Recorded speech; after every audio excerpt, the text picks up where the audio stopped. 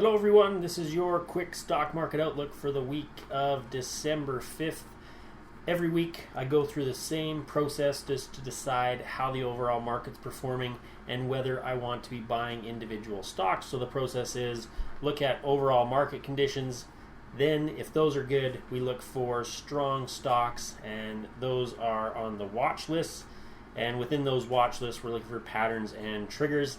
In these market outlook videos, I look at how indices are performing, market health indicators, recent watch lists, and sector performance. So let's get to it.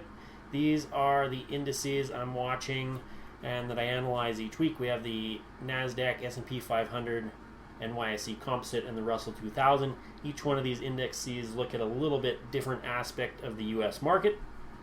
Then I also have a Canadian index on there since I do trade some Canadian stocks, and I know a lot of you do as well. And then I also just threw up an India ETF because it's been a super strong performer recently.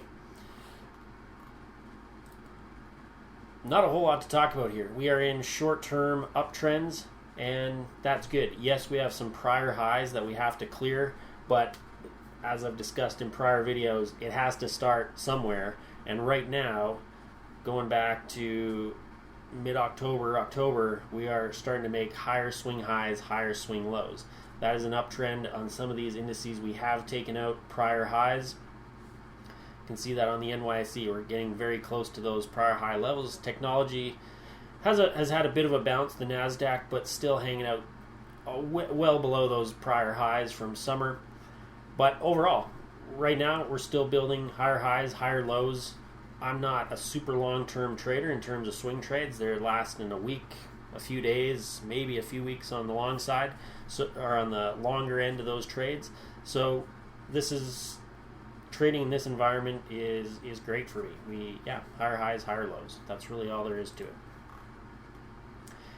We can also look at how the indices, what I call the market health indicators, are performing. This basically shows sort of the underneath of this price action. Is this price action sustainable? And based on the health indicators, right now we're doing quite well. 90% of S&P 500 stocks are above their 50-day moving average. 74% of all U.S. stocks are above their 50-day moving average.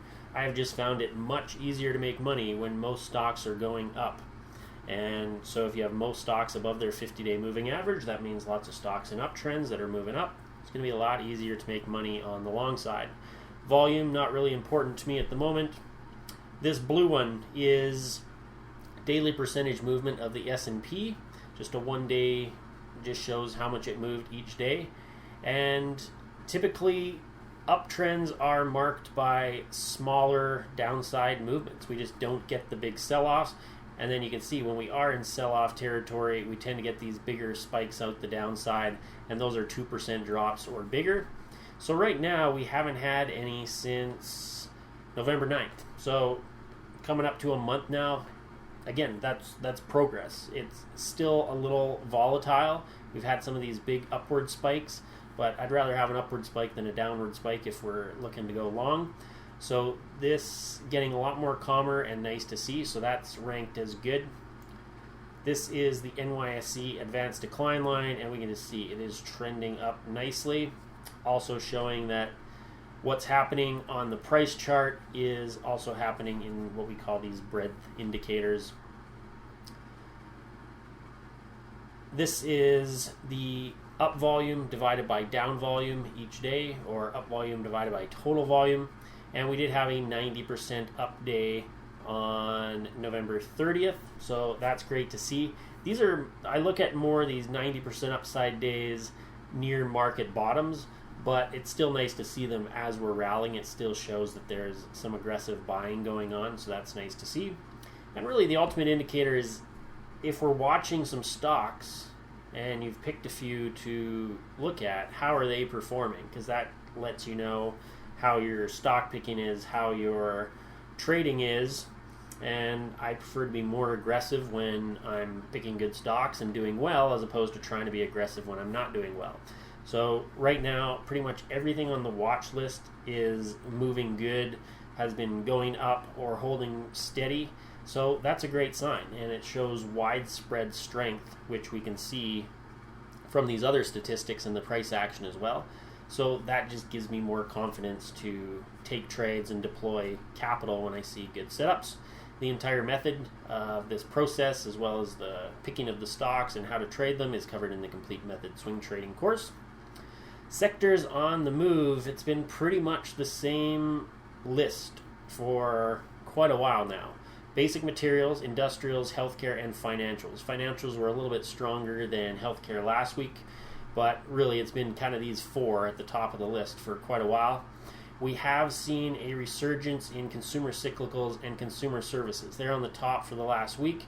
They're also ranked pretty high over the last month, but they're also coming out of pretty, what you could call pretty bad declines over the last 3 months. They're still the worst performers over the last 3 months, but they're starting to come up. So what I usually stick to the ones that are top overall on all three of these time frames, and then eventually if these ones get pushed out and consumer cyclicals and communication services continue to perform well, then you'll basically see them near the top here, near the top here, and near the top here.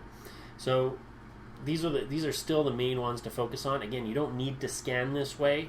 It's just if you want to minimize your scanning time, you could run a scan and focus on stocks in these top performing sectors.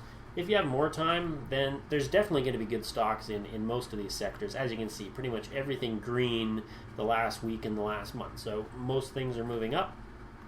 This is more just if you want to fine tune in on your scanning. What I'm doing right now, just if I see swing trades, market conditions are good, as we've discussed in this video, so I'm willing to take swing trades. And I see quality setups, I'm going to take them. And as always, I'm day trading the Euro USD, and I'm day trading stocks. Just, it's a nice stream of income every day. Someone was asking about the differences between swing trading and day trading. One of the main thing is the time commitment. For day trading, I'm putting in time every morning. And for swing trading, I do my market outlook, which if I didn't have to make this video, only takes me like 5 minutes. And I run a scan each week. That takes about an hour.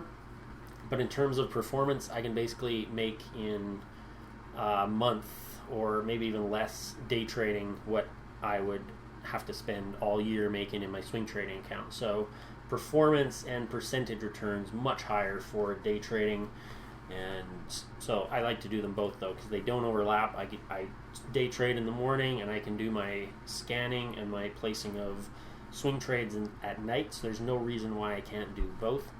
And that's why I do both, just because someone was asking the other day. So a little insight on that.